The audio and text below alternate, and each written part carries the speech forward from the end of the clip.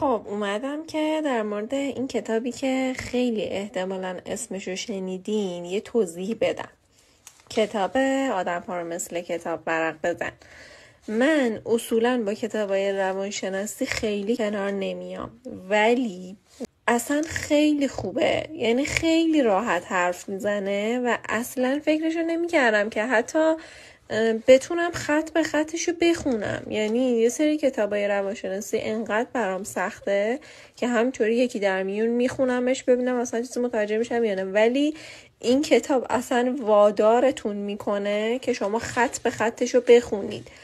این که در مورد خصوصیات آدم ها صحبت میکنه، در مورد زبان بدن صحبت میکنه، اینکه چه کسی راحت دروغ میگه، چطور متوجه بشیم چه کسی دروغ میگه. بعد یه چیز جالب دیگه ای که همون اول کتاب میگه، اینجا یه سایتی رو گذاشته که شما وقتی وارد اون سایت میشین یه تستی داره که با انجام دادن این تست میتونید متوجه بشین که چقدر درک دارید از آدم ها.